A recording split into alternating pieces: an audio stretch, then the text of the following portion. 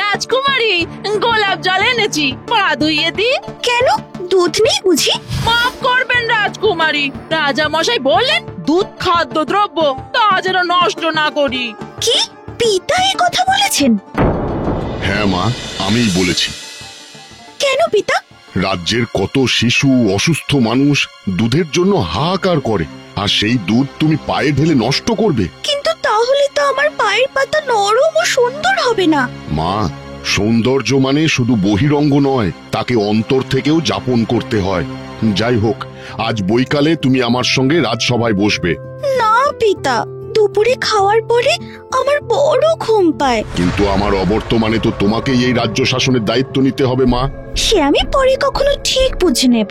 বেশ। একই মহারাজ, রাজকুমারী আসেননি? না মন্ত্রী, সে জানালো যে সে এখন ঘুমাবে। কিন্তু রাজকার্য যে তাকে শিখতে হবে। সেটাই তো সমস্যা। যাকগে, রাজকুমারীর জন্য যেসব শিক্ষকের ব্যবস্থা করতে বলেছিলাম তা কি হয়েছে? হ্যাঁ মহারাজ, অর্থনীতির শিক্ষক আজ থেকেই রাজকুমারীকে অর্থবিদ্যা শেখানো শুরু করবেন। বেশ বেশ বেশ।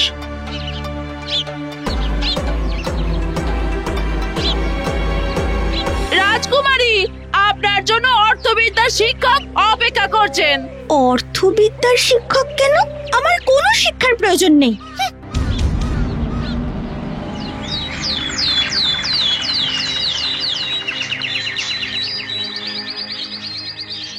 রাজকুমারী, রাজকুমারী, চলুন, শিগগির চলুন। কি হয়েছে মন্ত্রী মশাই?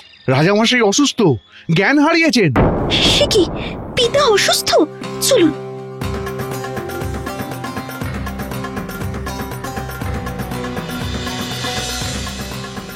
কি হয়েছে পিতা? কি হয়েছে বৈদ্য মশাই? আপনার পিতা এক মহাব্যাধিতে আক্রান্ত। এর ওষুধ পাওয়া যাবে ভিন দেশে, তার মূল্য অনেক। সে কি মন্ত্রী মশাই, যে করেই হোক পিতাকে বাঁচান। আপনি ভিন দেশে যাওয়ার ব্যবস্থা করুন। বেশ, কিন্তু সেক্ষেত্রে রাজ্য সামলানোর দায়িত্ব তো আপনাকে নিতে হবে। বেশ, তাই হবে।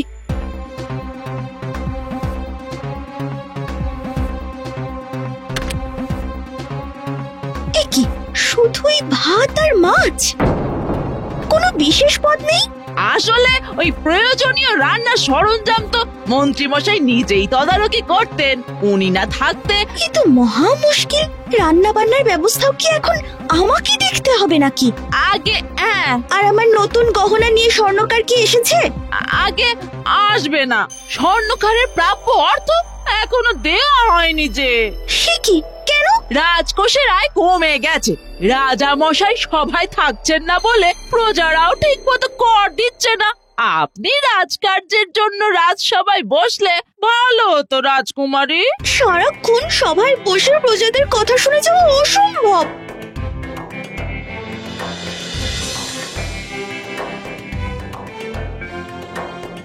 প্রণাম মহারাজ। হ্যাঁ বৈচিক, বলো। আগে মন্ত্রী মশাই জানালেন চিকিৎসার জন্য আরো কিছু অর্থের প্রয়োজন। সে কি, রাজকোষ তো প্রায় শূন্য। কিন্তু অর্থ না হলে যে ওষুধ পথ্য কিছুই মিলবে না। রূপমা, তোমার অলংকার ছাড়া আর কোনো সম্পত্তি বাকি নেই এখন। বেশ, কিন্তু এভাবে আর কতদিন চলবে? কই রে, তোরা কোথায় গেলি? আমাকে আজ সাজিয়ে দেবে কে? সবাই চলে গেছে রাজকুমারী। সে কি, কেন? আগে তাদের বেতন আর থাকা খাওয়া বাবদ অনেক টাকা খরচ হয়, তাই নিরুপায় হয়ে বাকি সব দাস দাসীদের জবাব দেওয়া হয়েছে। কি বলছিস? হ্যাঁ রাজকুমারী, ওই দেখুন। কি সর্বনাশ!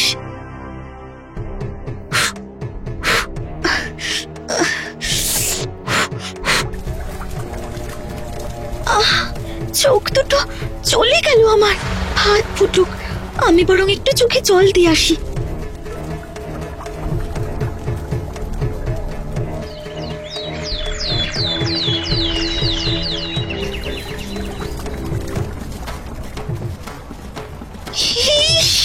ভাতটা নষ্ট হয়ে গেল। এখন পিতাকে কি খেতে দেব? কি হলো রাজকুমারী? আমি মায়ের কাছে কিছু শিখিনি।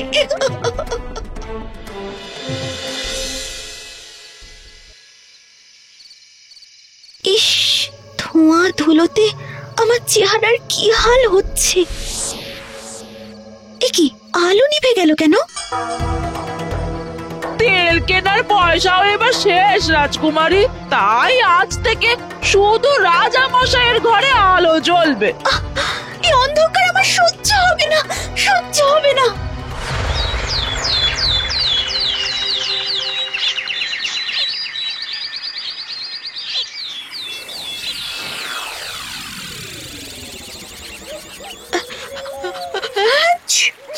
এই জীবন অসহ্য লাগছে।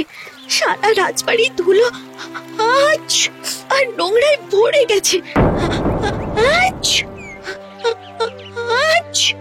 আমার প্রিয় বাগান আগাছায় ভরে গেছে। একে সুন্দর করতে হলে আবার অনেক পরিশ্রম করতে হবে, কিন্তু এইভাবে থাকতেও তো পারছি না। আর পারছি না। হে ঈশ্বর! কাঁদছো কেন মেয়ে? কে? আমি ভিন দেশের পরী। তুমি কাঁদছো দেখে আমি এলাম। কি হয়েছে? রাজপ্রাসাদের চারিদিকে আজ দৈন্য, আমিও আর পারছি না। শোনো, কোনো এক পরিশ্রমী মেয়ে এই রাজপ্রাসাদের করুণ অবস্থা পাল্টাতে পারে। পরিশ্রমী মেয়ে? কে সে? এই প্রাসাদে তো দাস দাসী আর কেউই নেই এখন। তবে কি পরি আমার কথা বললো? আমি হাল ফেরানোর উদ্যোগ না নিলে পিতা নিশ্চয়ই বিকল্প ব্যবস্থা করবেন, আর রাজ্য রাজত্ব সব তার হাতে চলে যাবে। না না, এটা হতে দেওয়া যায় না। তার থেকে যদি আমি... তাই হবে, তাই হবে।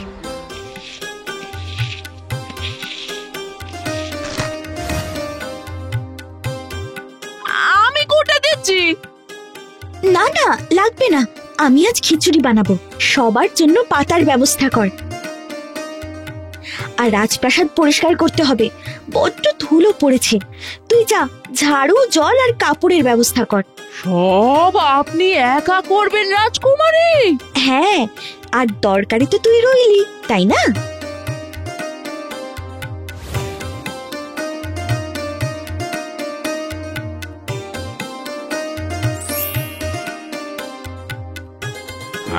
খুব ভালো, খুব ভালো খাচ্ছে। আপনারা খান, আমি বরং পিতাকে খাইয়ে আসি। আর কমলা, তুই আমার শিক্ষক মহাশয়দের সন্ধ্যেবেলা আমাকে পড়াতে আসতে বলে দিবি। যাই, হ্যাঁ? রাজকুমারী তো বদলে গেছে। একেবারে আমাদের রানিমার মতন হয়ে গেছে রাজকুমারী। রাজা মশাই তো এমনটাই চেয়েছিলেন। দেখুন, রাজা মশাই এখন অসুস্থ, আর রাজা মশাইকে সুস্থ করে তুলতে অনেক অর্থ প্রয়োজন। আপনারা রাজা মশাইয়ের ভরসা, তাই আপনাদের কাছে করজোড়ে প্রার্থনা, রাজ্য ও রাজা মশাইকে আপনারা বাঁচান। আমরা সকলে রাজামশাইয়ের পাশেই আছি। আপনারা যদি আপনাদের বাকি পড়ে থাকা কর দ্রুত রাজপ্রাসাদে জমা দেন, তাহলে আবার রাজপ্রাসাদ আলোকিত হয়। আমরা করের অর্থ এনেছি। কোষাধ্যক্ষ, আপনি ওনাদের করের হিসেবটা বুঝে নিন।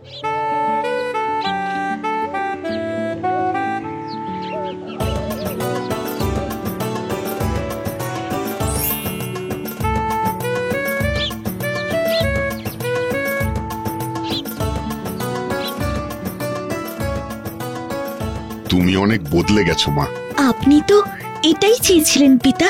সবাই তোমার জয়ধ্বনি করছে, আমি ভীষণ খুশি।